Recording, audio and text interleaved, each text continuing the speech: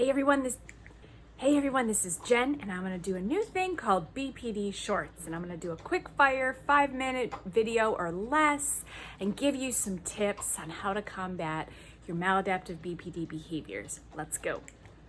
In today's very first episode of BPD Shorts, let's talk about how to handle emotional dysregulation in the moment. Okay, let's define what our goals are. What leads us to trouble when we become emotionally dysregulated? We say things that get us into trouble. We may lash out physically. We may lash out verbally. We may say nothing at all and then have an inner turmoil within us that leads to more emotional dysregulation and then detracts from the things that you need to do for the day.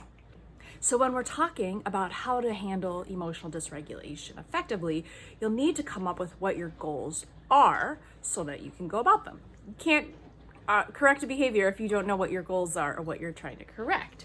So for me, my emotional dysregulation in the moment, things that I have learned that I want to accomplish in those times when I'm feeling really emotionally dysregulated are the following. 1, I don't want to say anything that I don't mean or that I'll regret or that's going to get me into some trouble.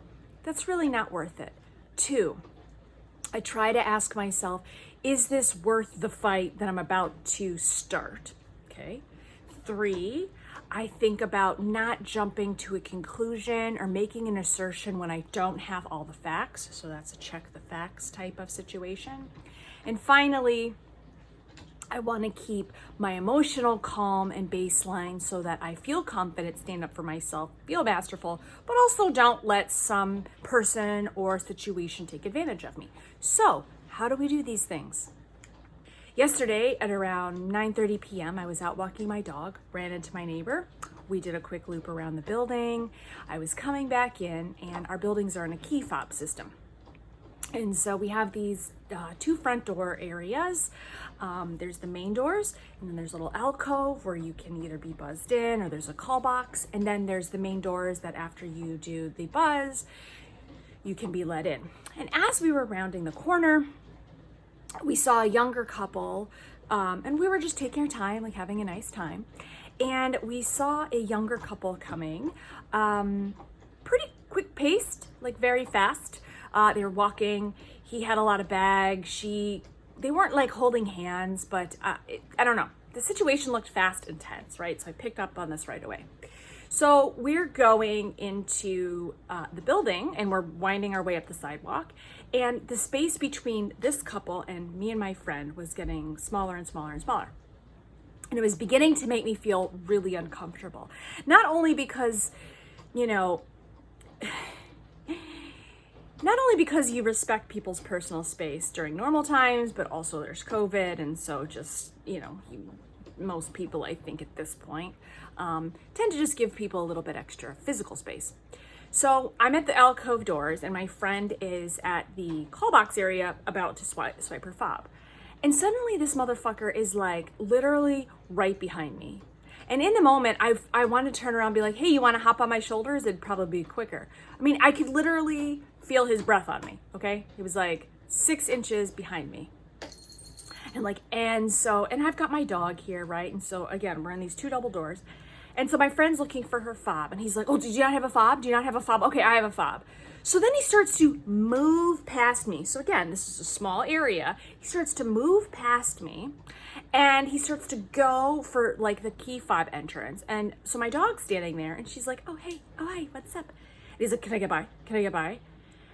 And so he opens the door and his girlfriend like holds the door for me and I thank her. And, I'm still engaging with my friend. And so my goals are, okay, like I don't want to escalate a situation that I don't have to.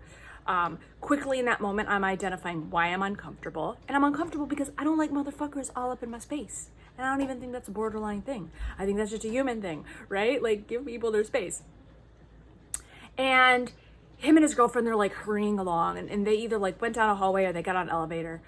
And so it made me uncomfortable, and the thoughts that started to percolate through my head as my friend and I made our way up. We live on the same floors. We made our way up to our apartment. I was like, who the fuck does that guy think he is? Like, I'll knock him out. Like, who the fuck, he can't encroach on my space. Like, and then I I began to ask myself these questions. What's triggering me here, right? You know, was I in any immediate danger? Did he touch me? No, he did not touch me, because if he would have touched me, he'd gotten a straight elbow right to his motherfucking throat. That's straight up. But no, I wasn't in danger. And then I thought, is this a personal thing? No, it wasn't a personal thing. He was clearly in a rush before he and I ever connected paths. He was in a rush after and I connected paths. Probably something going on with that guy that evening, right? Like, because his girlfriend was kind of like in a different disposition. Maybe they had an argument.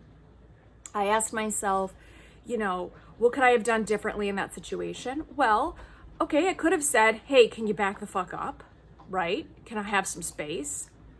Would that have caused me more trouble than just kind of staying quiet and going through the doors? Would that have been less effective, more effective? Well, in that moment, since I didn't really feel threatened, I didn't feel the need to say something, because also in my head, I thought, well, okay, if he says something or he makes a move, I'm gonna put him down. So in keeping my emotional regulation and not acting out helps keep me calm, right? Remember, there's a physiological connection between how you act, how you think, and the behaviors and the thoughts that come after that. So if I had gotten really riled up and be like, who does he think he is? If I had stewed about this, I'll get him next time. I'm going to follow him next time, right? Then I've been more dysregulated. I focused on it more and more. And the more that you focus in on something, the more it grows. And so for me, I wanted to let it go.